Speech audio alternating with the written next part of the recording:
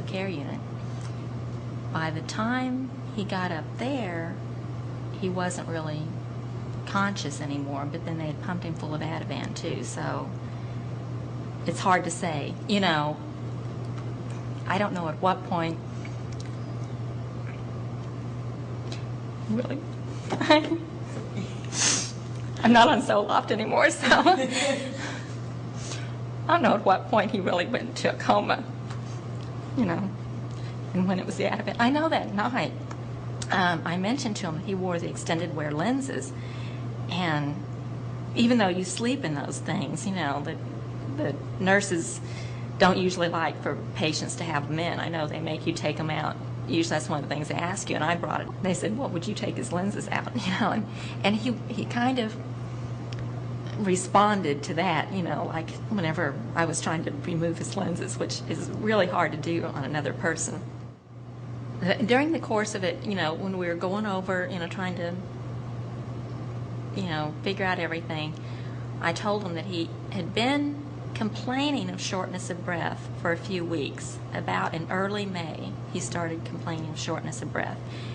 And the first week or two of May, he had had a stress echo. I finally got him to go to our doctor, and he ordered a stress echo. And early the next morning, the doctor called and said that they'd already gotten the toxicology back, which they weren't expecting that for a long time. They said it would take, you know, a couple of days, which sounds kind of bad. And they said they'd gotten it back and they found methanol in his system. Apparently, your body doesn't metabolize methanol. This is what they were telling me, and then I read up on it. As soon as they told me that's what it was, I started reading up on it too on the internet. Your body can't metabolize methanol like it does ethanol. When it tries to, it breaks down into formaldehyde and maybe some other things, but the formaldehyde is what is really bad. So what they do is to try to, the same enzyme that in your body that works on the methanol is the same enzyme that breaks down ethanol, the kind of alcohol that you drink. So the treatment is to infuse ethanol intravenously, and then your body, instead of working on the methanol, it kind of leaves it alone and works on the ethanol. That gives them time to try to use dialysis and stuff to get the methanol out of your system. Well, they kept saying they weren't able to get his blood alcohol level up enough.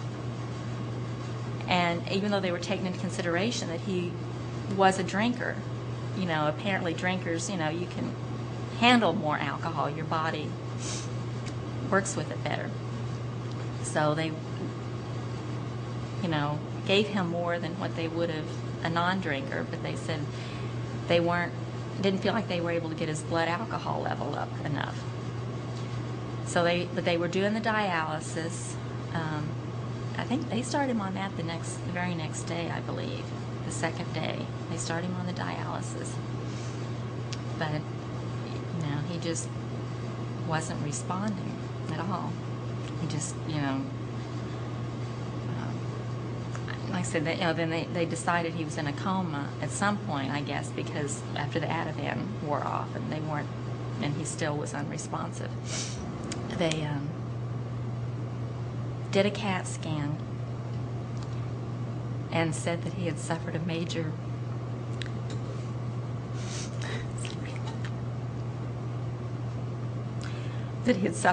brain bleed. And the size and location was such that he said no one could survive that, even if they were successful in getting the methanol out of his body, that because of the bleeding in the brain, you know, that wasn't. So they started talking about discontinuing life support. And, you know, we talked about it. That was on that Wednesday.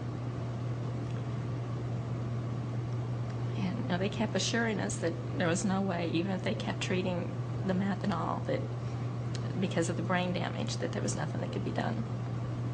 So I wanted to wait until the next, give it another day. Well, I was the one that called the police.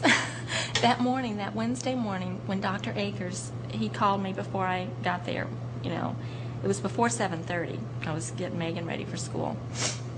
He said, "We think this may have been a poisoning, an intentional poisoning, and you need to get the police involved." I'm like, how do I do that, you know?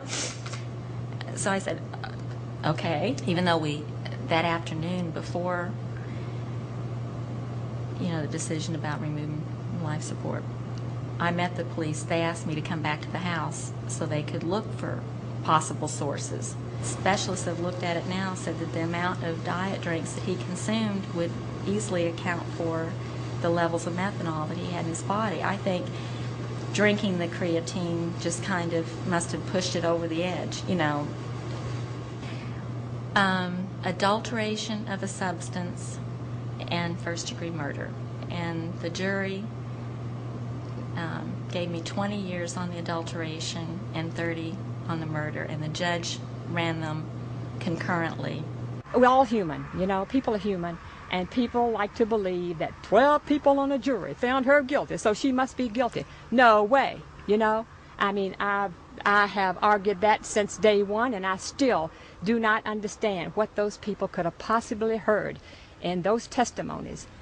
You read the transcript. What could they have heard that could possibly have convinced them that Diane Fleming could have killed her husband? I included Diane Fleming in my journey because chronic methanol toxicity from aspartame was not considered at all in her case. Instead, they chose to prosecute her for supposedly pouring a sealed bottle of blue windshield wiper fluid into Gatorade to poison her husband. While there is no way that I can definitively state the precise or exact cause of my own condition, I did drink 6 to 10 cans of diet soda per day for 20 years, and when my body told me to stop, I eventually got better. I can also state that I have spoken to healthcare professionals who agree with me that aspartame is a probable culprit. When I first embarked upon this journey, a part of me was expecting to return empty-handed. What I uncovered, however, was that the current measures of food safety are failing us. So what do we do today? We drove. and drove. And now we're going to drive some more. What would you say to the makers and manufacturers of aspartame now, if you could? I think they owe me a fortune. They owe me an apology. But they owe me a fortune. I live on Social Security disability. I have nothing left. I'm very heavily in debt. I am trying very hard to start my own business, but that in itself takes money that I don't have. So I'm doing it bits and pieces as I can. But after that, I mean, just each day was just better and better and better. I'm still finding things that it's in because they don't label it very well, and that is very, very aggravating because you have to read each label, and I've got 3 kids and everything, and I don't have a whole lot of time to go spending a year and a half in the grocery store to do a week's worth of groceries, reading every label that I get my hands on.